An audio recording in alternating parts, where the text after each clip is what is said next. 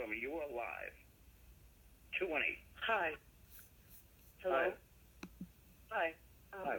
My name is Lynette, and I'm calling from Minnesota. I spoke with Tom in May about Wade, and I'm a psychiatric nurse. I have a couple of questions about the 93 settlement. Was there ever any evidence that it was settled by an insurance company or paid by them? My understanding was an insurance company did not pay. Now, the settlement agreement was written, in my opinion, and again, I was not involved in that settlement. You should ask Hap Weitzman about the settlement or John Branca about it. I was not involved in it. I didn't even know Michael at the time. I didn't meet him until 11 years later. My understanding was that the settlement agreement was written to permit the possibility that an insurance company would step in and pay, but I was also told that an insurance company did not pay. Oh. That's my understanding. There were some people running around saying an insurance company paid it, and that's why it was settled, and my understanding is that's not correct. Well, I think they based that on one of the motions that were filed by Brian Oxman. I'm well aware of that.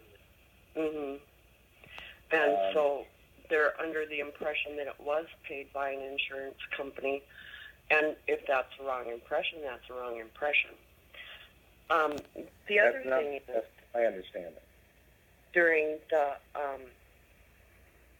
the body search, what was the purpose of the body search? And would Michael have been arrested if it would have been a match to Jordan Chandler's description? Well, again, I was not a witness to these events. I was not involved in that case, and I was not involved in that settlement.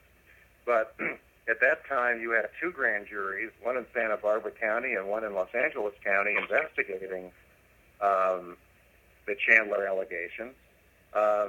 You had Mr. Snedden and the sheriffs going really over the top, in my opinion, to investigate these allegations to see if there was a possible criminal case.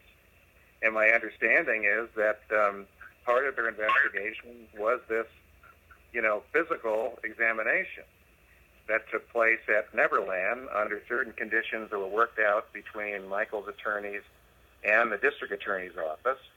And yes, I think the question was, given Jordy Chandler's alleged description of Michael's anatomy, did an examination of Michael prove that Chandler was correct or not? That would be the obvious and logical reason for having that kind of a body search and body examination and photographs taken.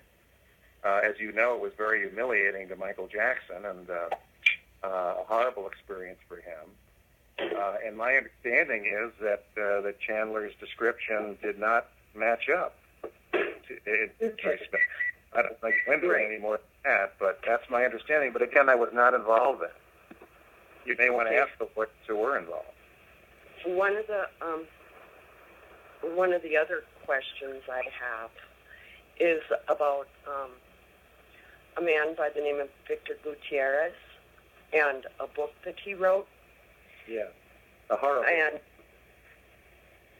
I bought it. I read it, and I read the book too. I read all of these books when I was preparing to defend them, and it was a horrible book.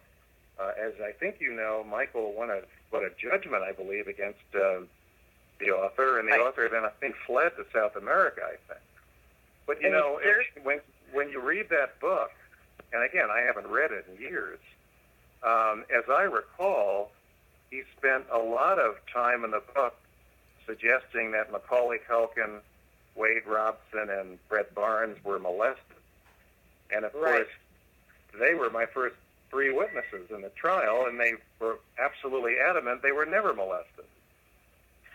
Brett Barnes was angry. He came over from Australia. He said, "I gave up my job." He said, "You think I would be here if I were molested?" He was furious. Macaulay Culkin was just beside himself, saying this is just ridiculous. It never happened. And Wade Robson was equally beside himself, saying this never happened. Well, another thing that I found interesting, though, in the book is, and him and some of the witnesses that they put on in '05, the Neverland Five, their connection with Victor, and there's actually a photo in that book of Victor and Blanca Francia together. He seems to be connected with all of these people who later sued Michael for money, making some pretty outrageous statements about seeing Michael molest them and molest these kids and stuff like that. That's sort of an odd coincidence to me, that they're all connected to the same man who was found to be, I don't know, quote, guilty of slander. Well, so I mean, it's a horrible book. It's a salacious, disturbing, graphic book that I think was written to exploit the situation. That's my opinion. And I think the fact that he didn't defend himself and took off speaks volumes about the book. But I read it like I read other negative books about Michael Jackson so I could prepare to defend him. And I've often said that, Gutierrez's book and Raymond Chandler's book, these books really helped me prepare his defense because they gave me all the detail I needed about what the enemy was going to be throwing at us. Wow. They helped me prepare cross-examination. They helped me.